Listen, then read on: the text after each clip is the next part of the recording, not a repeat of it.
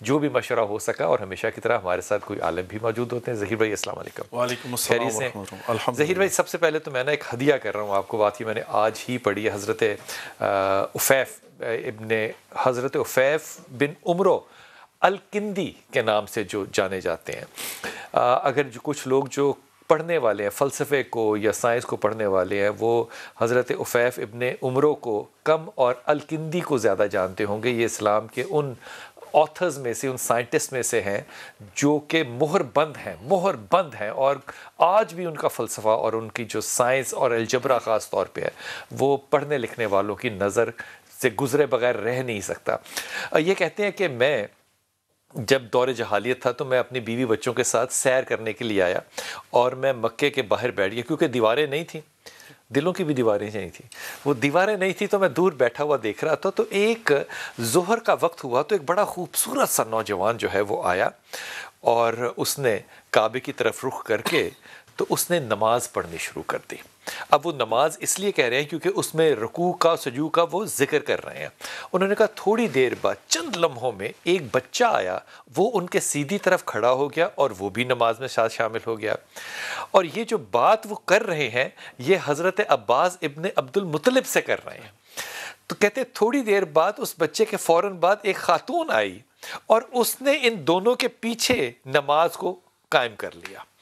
تو وہ پوچھنے لگے حضرت عباس سے کہ یہ کون لوگ تھے اور یہ کیا کر رہے تھے؟ اب حضرت عباس نے بھی اس وقت تک اسلام قبول نہیں کیا ہوا تھا، لیکن انہوں نے بھی کہا کہ میں ذرا تھوڑی سی کیا کہنا چاہیے، اپنی خاندانی روایت جو ہے اس کو سامنے رکھو۔ انہوں نے کہا یہ میرے بھانجے ہیں اور تم نہیں جانتے کہ یہ کون ہے؟ یہ میرا بھانجا ہے، یہ چھوٹا بچہ بھی میرا بھانجا ہے، یہ سیدہ ختیجہ ہے۔ لیکن اس میں ایک جملہ کہا نا، جو یقین کیجئے وہ شاہ صاحب میں حالات بدل جاتے ہیں۔ انہوں نے کہا کہ کتنا اچھا ہوتا کہ اگر میں اس وقت اسلام قبول کر لیتا تو میں اسلام کا چوتھا فرد ہوتا، پہلے فرد رسول پاک صلی اللہ علیہ وسلم۔ اب محمد ابن عبداللہ جب تک محمد رسول اللہ نہیں تب تک مسلمان نہیں، اسلام پہلا، امام علی کرم اللہ اور سیدہ ختیجہ جو ہیں وہ وہاں پہ نماز پڑھنی۔ اب یہ ساری صورتحال کو جب میں دیکھتا ہوں تو 17 سال گزرتے ہیں۔ حضرت عباس بتا رہے ہیں حضرت الکندی کو، کہتے ہیں کہ یہ جو میرا بھانجا ہے، یہ میرا بھتیجا ہے، میرا بھتیجا جو ہے یہ کہتا ہے کہ کسر و کیسر کے جو خزانے ہیں وہ ہمارے ہو جائیں گے، کیونکہ میں نبی ہوں، میں رسول ہوں، یہ اس نے کہا ہے۔ اور 17 سال صرف وقت گزرا اور یہ ایسا ہو گیا۔ حضور اقدس یہ جو رسول پاک صلی اللہ علیہ وسلم کے وہ جانشین ہیں جنہوں نے ابتدائی دور میں، مشکل ترین دور میں اسلام قبول کیا، اگر یہ اسلام قبول نہ کرتے تو اسلام کی تاریخ میں فرق پڑتا؟ اعوذ باللہ من الشیطان الرجیم، بسم اللہ الرحمن الرحیم۔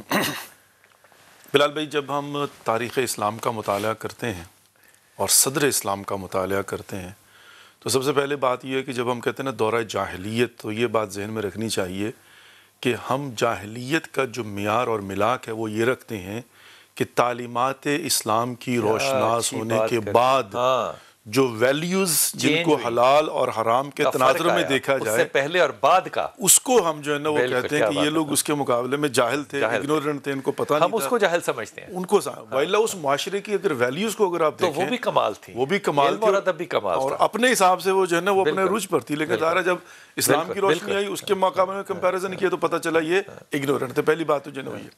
اگلی بات یہ ہے کہ اللہ رب العزت نے ایک سسٹم بنایا ہے، اور اللہ رب العزت نے انسان کو اختیار دیا، مجبور بھی کیا۔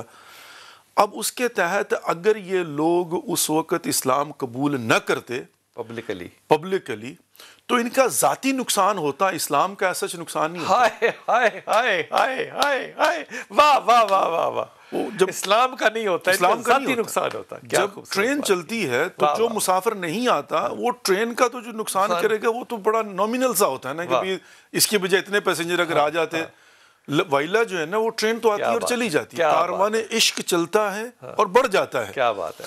اگر کوئی میدان کربلا میں آ کر امام حسین علیہ السلام کو جوائن نہیں کر پایا تو اس سے کربلا کو فرق نہ پڑتا، مشن کربلا کو کوئی فرق نہیں پڑا ہے، اور ہو سکتا ہے تھوڑی سپیڈ جو ہے نا وہ کم ہو گئی ہو، ویلا اصل میں لوزر وہ ہیں کہ جنہوں نے اس کاروان عشق کا حصہ بننے کی توفیق حاصل نہیں کی۔ کیا بات ہے! اب یہاں پر بھی جو ہے نا سب سے پہلا تو سوال، آپ کے سوال کا جواب جو ہے نا وہی ہے، ہاں اب نقشہ کیا ہوتا ہے، ڈیفینیٹلی اس کے اندر جو اس وقت کردار ہیں۔